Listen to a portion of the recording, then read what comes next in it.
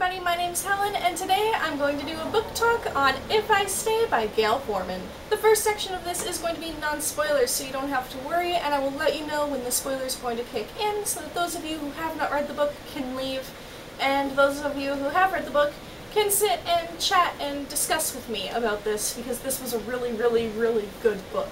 So for those of you who don't know, I'm going to kind of give a very vague synopsis. This is a book about a girl who was in a car accident with her family, and she has kind of like this out-of-body experience where she can see everything that's going on around her, but her body is in a coma.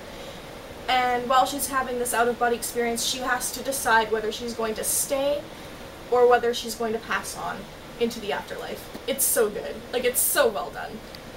First of all, the writing in this book was absolutely beautiful. It's very simple and easy to follow, but it still has this kind of magical quality to it that just makes you not want to put this book down, which was the case for me. I actually just sat around and read this for a day.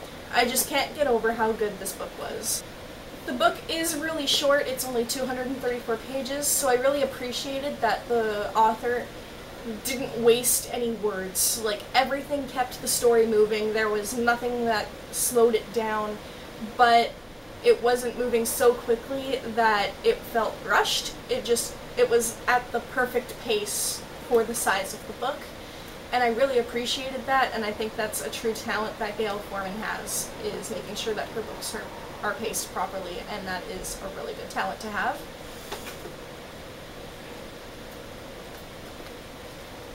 I actually really loved the characters in this. I did have a bit of an issue with the main character, Mia, but it wasn't so bad that it like distracted me for the whole book. But the rest of the characters in this book completely made up for it. Like, her dad and Gramps hold a special place in my heart. Love them forever.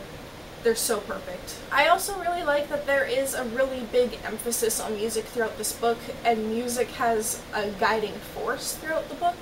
The music isn't just mentioned in a passing way, like, it is a really big part of this book and these characters and who they are and their story. And that to me was just really cool and really interesting, and it was done in a way where it wasn't distracting. Again, it just kind of helped the story move along. If you can't tell, I really enjoyed this book, and I really want to read Where She Went, which is the sequel, and see where everything is going to go from there. And this is actually one of my favorite books of this year, and I definitely gave it 5 out of 5 stars. That is it for the non-spoiler section today, so for those of you who have not read the book, you should leave, because things are about to get super spoilery, and I don't want to wreck this for you, because no one should have this wrecked for them. So go. Bye!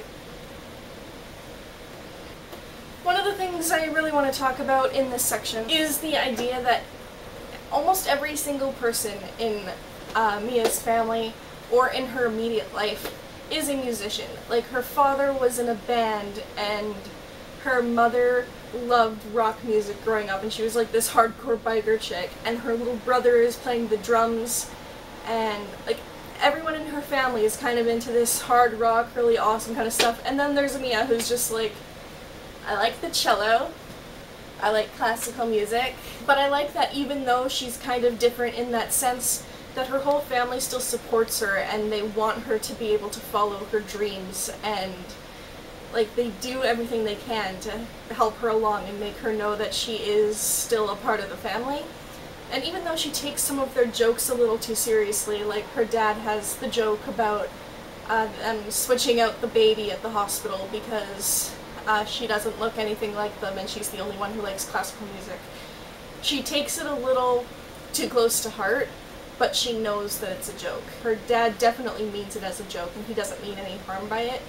He's still sitting there egging her on to do everything she wants to do in life, and that's what I really loved about the family dynamic of this book. I loved that as everything was happening in the hospital, there would be the flashbacks to points in her life with the people around her that helped her kind of make her decision in the end, and I loved that these were never confusing as to how they kind of tied in, and that they didn't take away from the scenes at the hospital. Like, they they were amazing, and they kept everything moving, and they taught you so much about these characters. But when the scene was done, you still wanted to know what was going on in the hospital. Like, neither side outshone the other. Some parts in this book really did give me a lot of feels.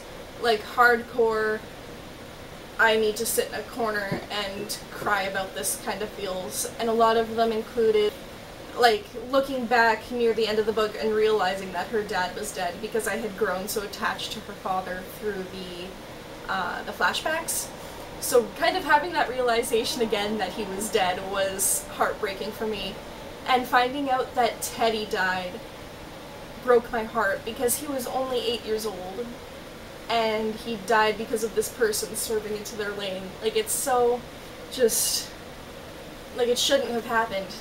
Poor Teddy should still be alive. But the thing that hurt me the most was there's a scene where she kind of realizes that her grandfather is sitting next to her at the bed, and he's telling her that he wants her to live, and everybody wants her to live, and they want her to pull through, but that it's okay if she dies. He gives her permission to pass on in case that is what's holding her back. She mentions in the book how it completely frees her, and it makes her able to accept that as an option, and to know that even though her family will be heartbroken that she's gone, that they will be okay ultimately, because they want what's best for her, and if what's best for her is passing on, then that's what she should do.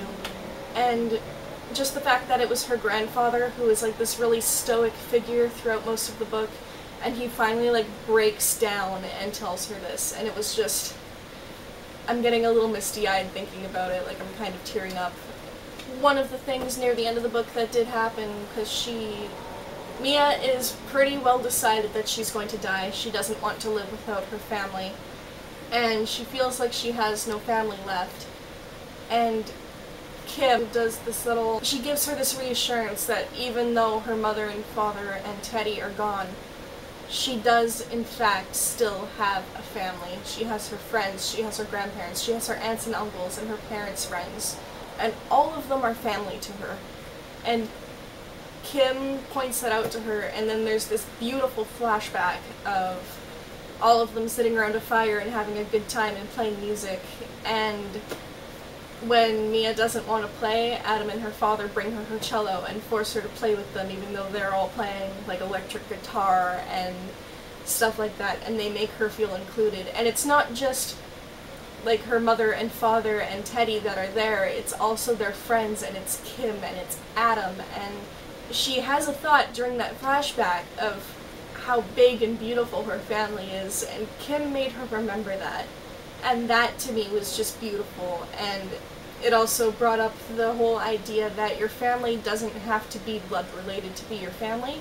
Your family can be your friends. It can be your friends' families. It can be just anyone who's close to you that makes you feel comfortable and at home is your family. And of course, the final thing I want to talk about is her choice, because I did think that she was going to choose to die, and when she did choose to live, I was surprised. I was a little bit disappointed because I had like prepared myself for her death, and then it didn't happen. But I'm also really happy that she stayed, and it means that the next book will have some really interesting stuff in it, so it just made me want to read it really, really badly. So I'm hoping that I can go to a secondhand shop and they'll have another copy, because that's where I got my copy of If I Stay. But those are all of my thoughts and things on this book. What did you think of it? If you've read it, leave your thoughts and things down below. I would love to hear from you. Like, I really look forward to hearing from you, and I will see you soon with a new video. Bye!